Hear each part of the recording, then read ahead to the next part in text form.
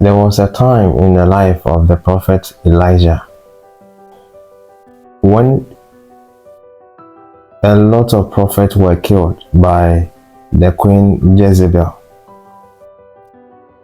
Elijah was so aggrieved that he began to make a lot of complaints and arguments.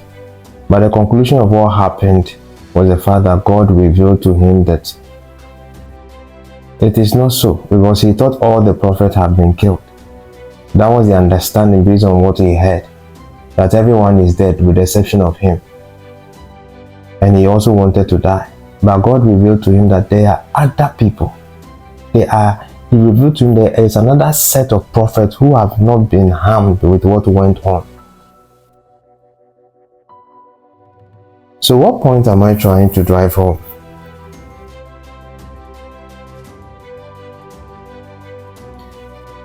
There is this false belief that when you are outside and you bring money to Ghana to invest it into the country, you will lose your money. It is not true. I worked in the banking sector. I rose from the rank as a credit officer, from a micro credit officer to an SME credit officer. I became a deputy branch manager, and finally I became a branch manager. And as you know, in banking, the sole people that we deal with are mostly businesses. We give them credit. For you to become a credit officer and rise through the ranks, especially in my key role as a deputy branch manager, I was solely responsible for credit. You need to understand businesses. I personally dealt with different segments of businesses at different levels.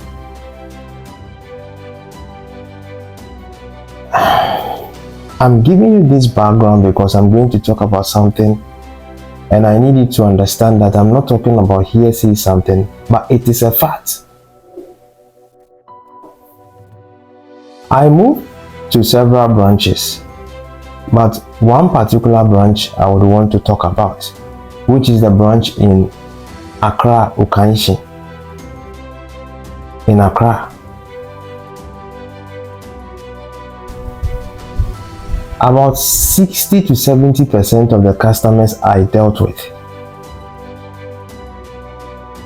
were expatriates. These were those who were doing more of importation and manufacturing and big businesses. They were those that were given 500,000, 700,000, 800,000 Ghana cedis too.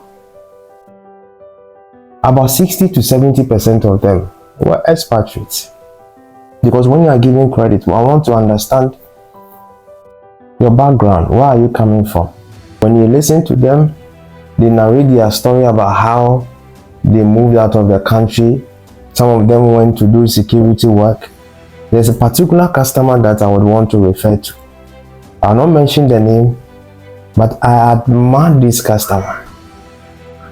He left Ghana, went to the UK, and he purposed in his heart that he was not going to stay longer than 5 years. So when he went there, because he had planned on returning, he lived as such.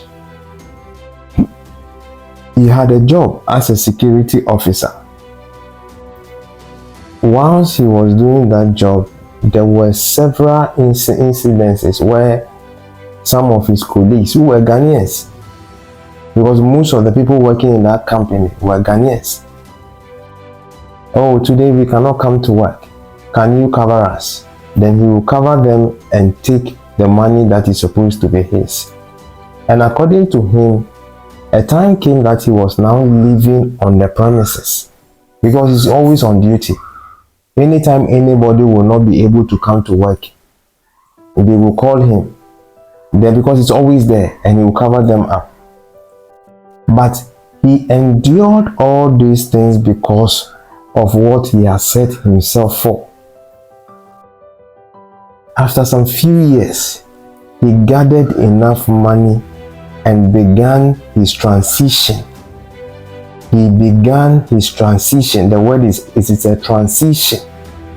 You don't gather money and move from outside and come to Ghana and say, I come to start a business.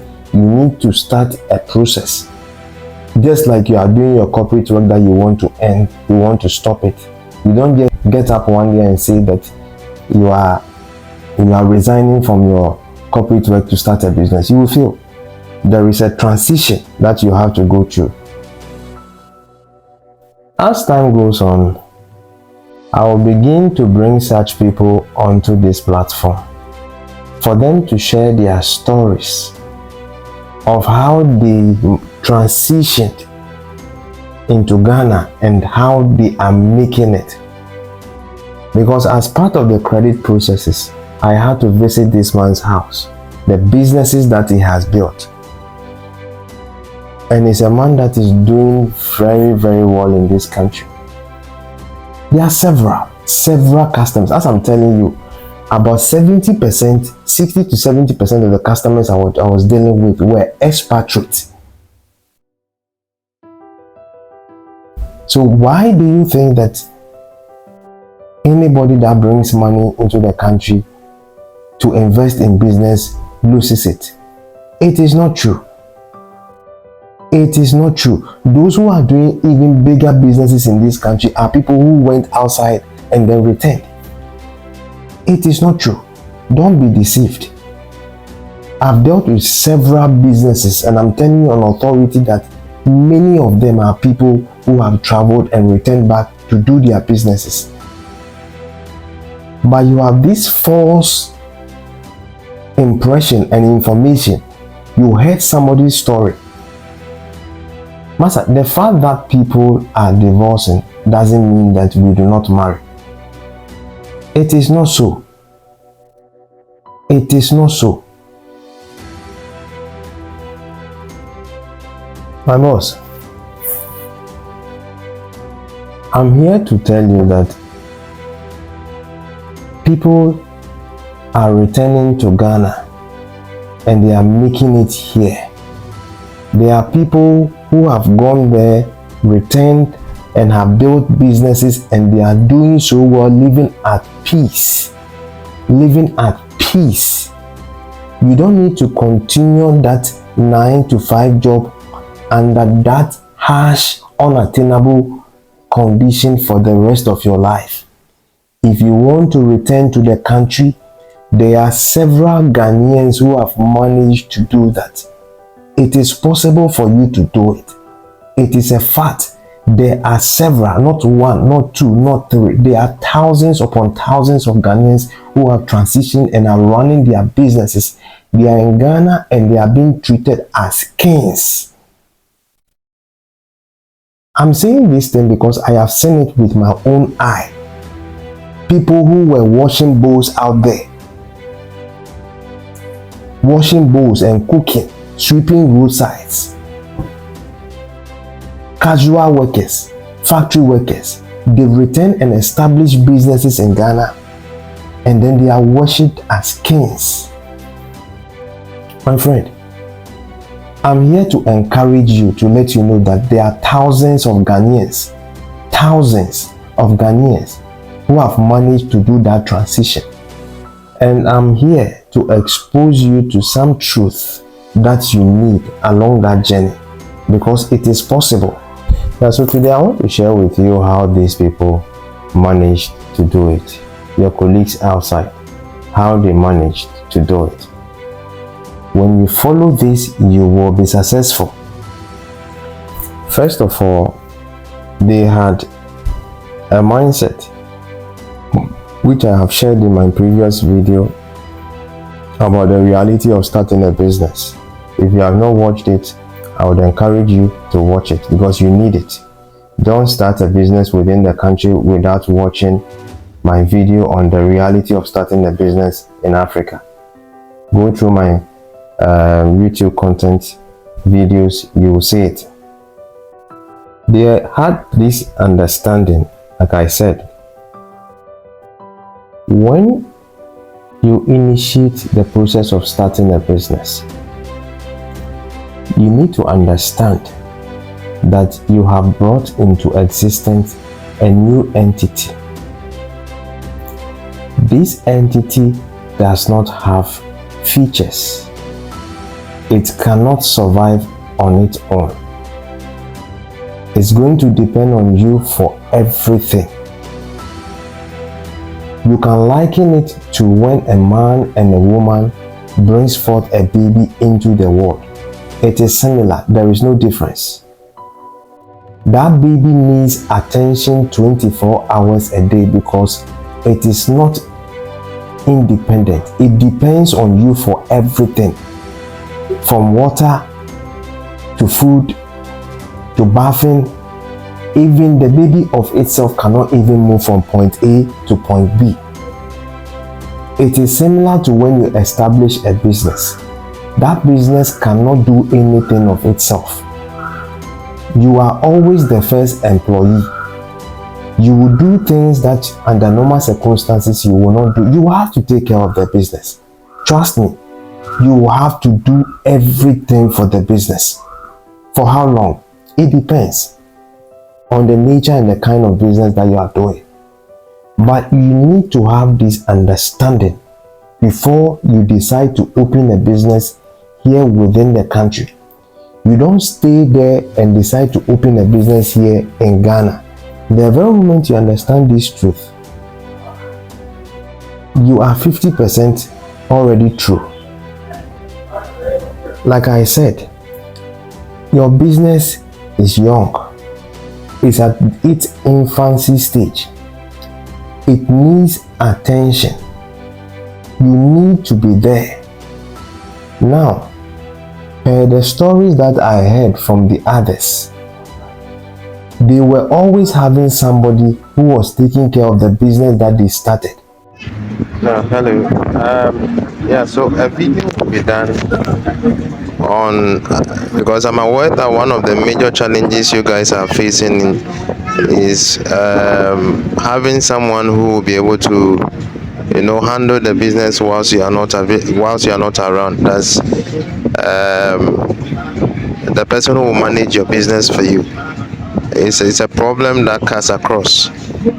Okay, but you should understand that business is not really built on individuals. There has to be systems. When you have good systems and you put them in place, the person managing it is important, but the system also puts that person in check.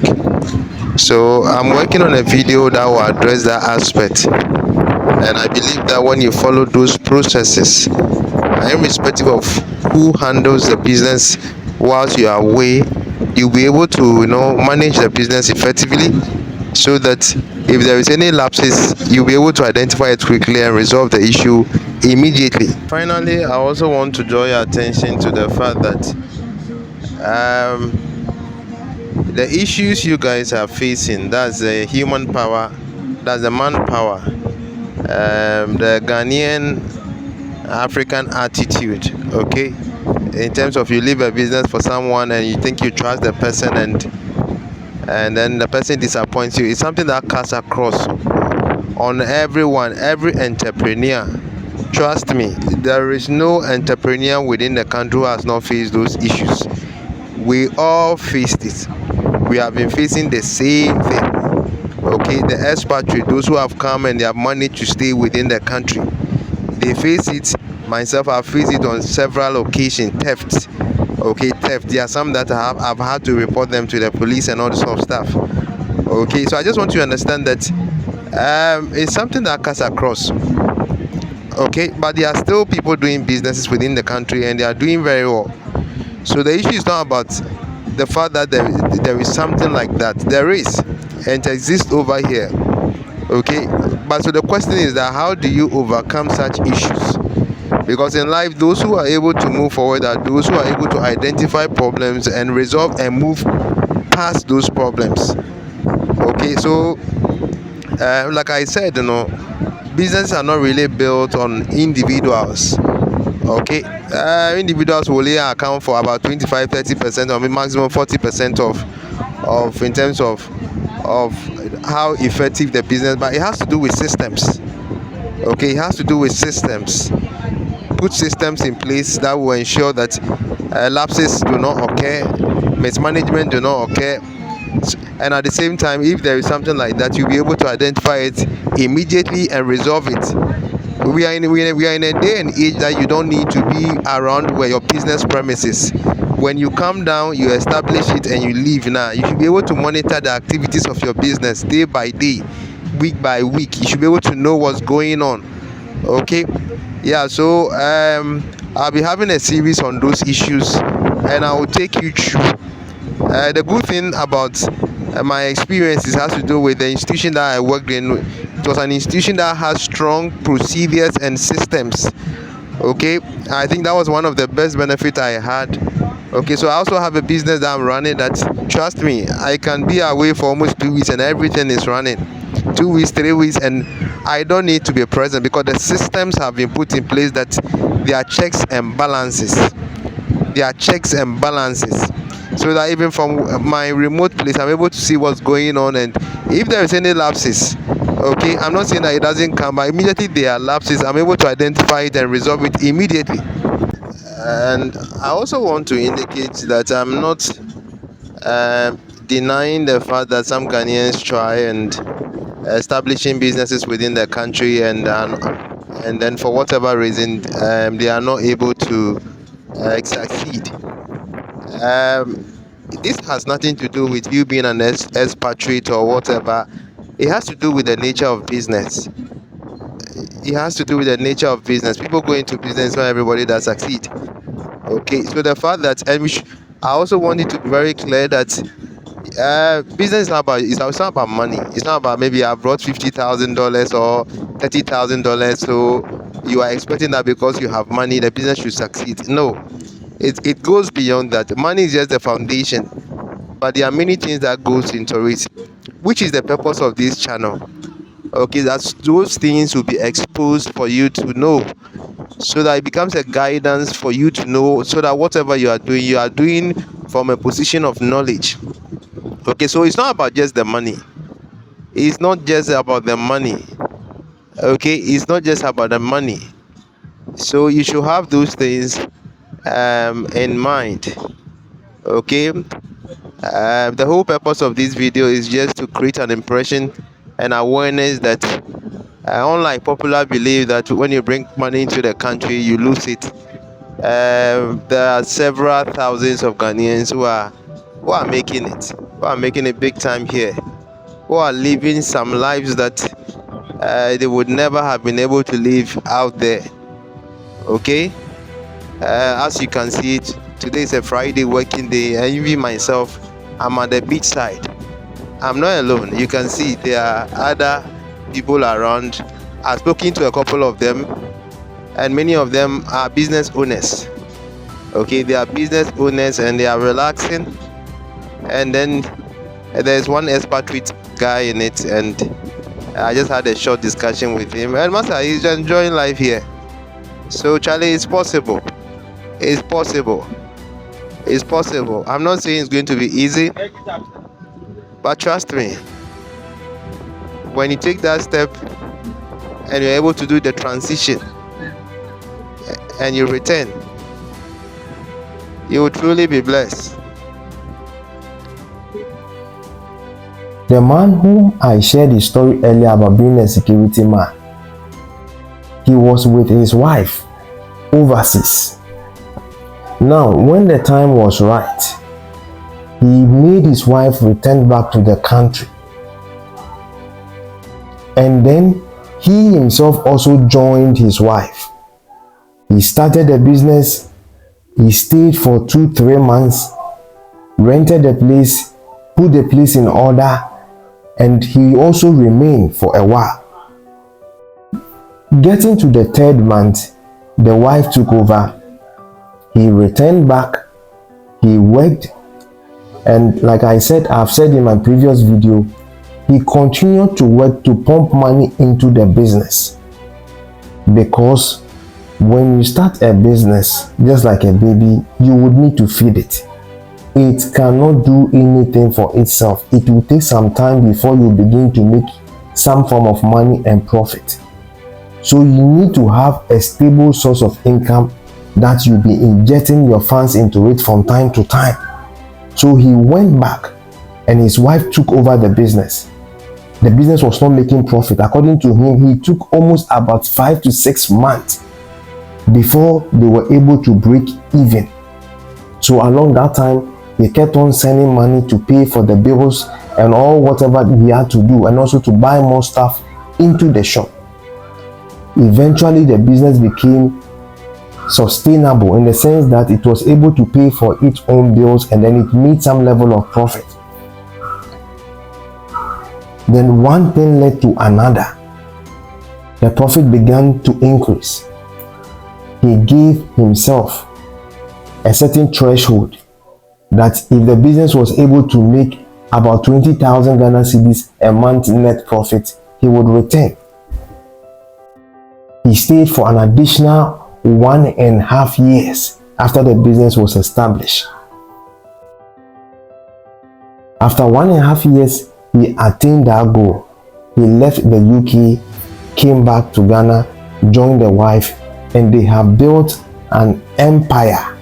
They have built it.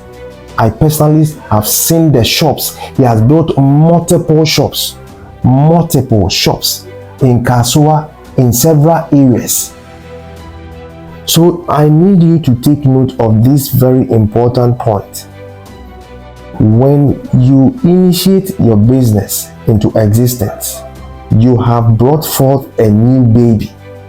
It needs your attention. It doesn't mean that you would have to be there, but you need somebody that you can trust the most, somebody that you can count on. At the onset, you would have to be present to initiate, to assess the kind of business that you want to do, the location, do the payments, do the painting of the place, do the works that needs to be done. Stay for some time, look at how things are going, and then when things are settled and you believe that now things can begin to pick within 2-3 months, you hand over the place to the person that you know who have proven himself to you. Usually it will be your wife or whoever. Then you leave to go and raise more fund to fund the business, like I said, because it will still need more cash before it is able to stand on its feet. The second thing that you need to also consider is the fact that when you are moving into business, I also have videos on these issues. I will not go into the specifics, but you should know that you are entering into a business to meet a need. You are not moving into business to do what you want to do, because you are not the one to go and buy the things that you'll be selling. You should be moving into something that Ghanaians need. You should be entering into a business that meets the needs of the ordinary Ghanaian. I have had discussion with a couple of expatriates, those who are successful and those who were not so successful. One common mistake that I noticed was the fact that they tried to bring certain systems and things that they have learned over there to implement it in this country. It is not bad, but whatever you seek to do, it should meet the need of the ordinary Ghanaians, because the ordinary Ghanaians account for almost about 70% of the population. So when you bring something which is very exotic, that can only account for 20-25% of the population, and you have already cut off almost 70-80% of the population. The real money is in doing ordinary things, the basic things that move on daily basis. Focus on these issues. It's a mistake that many expatriates do. They see things that are working in the West, and sometimes you want to bring it here. When you bring such system, make sure that this is something that will benefit the ordinary Ghanaian. When you're able to do this, you are guaranteeing yourself of success in running your business within the country. Now, the third thing I would want to talk about is extremely important. I also have a video on that. It's about what we do not tell you until it is too late. Go through my videos, you will see it. What to expect doing a business in Africa. You should know that running a business is different from being an employee. It's a different ball game, and that's why I would encourage you with all honesty for you to watch that video, because it will prep you for what to expect. In that video, I was as honest as I could possibly be, because running a business is not for the faint of heart. You need to be a man of great courage in order to survive in running a business. It is not for the weak. And that is why we have some Ghanaians and some Africans who initiate the process, and when they come, they have one or two challenges, they run away. You come and you have one or two challenges. You just saw that maybe there's some mismanagement somewhere, one or two, and you just fold and you go. But those of us who have survived in business and continue to do our businesses, your colleagues who manage to return back to the country and running their businesses, go and ask them, because I've interviewed all these people when I was working with them. We all experience the same things that you were experiencing, that you ran away. But when you have the right mindset, when you have been properly, psyched for it, when such issues come, you are prepared for it. Once again, when you decide to initiate your business into existence, you should be mentally prepared for what is to come, because it is not for the faint-hearted. It is a very, very difficult thing to do. But when you do it rightly, you'll return to Ghana and you'll be treated as a king. Now, the fourth thing I would want to talk about is you need a mindset. When you have a mindset that I am coming to try and see, if it goes well, then fine. If it doesn't go well, then I will see what else to do. Trust me, the probability of you failing is very high. Those who made it in this country, they made it because to them it was a do and die affair. They were not ready for failure. They were not going to accept failure as an answer. They were coming to make it, and whatever may, they were going to make sure this thing was successful. It is such people that are able to do the transition effectively, because when you have that mindset, they would not leave any stone unturned. Whatever they have to do, whatever sacrifice, price they have to do to ensure that the business is successful, they will do it, because they have no other plan. They have no second plan. Their plan is that the business is successful, and they will do everything possible to ensure its success. But if you have a plan that, okay, I'm going to try hard, and if it fails, then I'll see, maybe I'll go and stay back. Massa, the probability of you surviving and prospering in your business is limited. The last issue I want to talk about is the fact that make sure you understand what it takes to run a business. And that is the very reason why you need to subscribe to this channel, because it's purposely designed for business and finance. But there are also several materials out there that you can also watch. You need to understand business.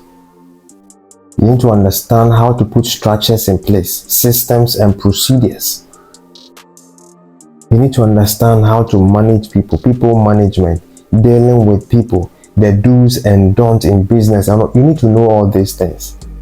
My friend, as I said earlier, do not be deceived. There are several Ghanaians who have returned from overseas and are doing their businesses in this country, who are being treated as kings. The problem is that such people do not share their stories. They don't. They are very quiet, solitude Ghanaians, because they know the kind of hardship and suffering they have gone through. So now that they have returned, they are always very calm in their own corner.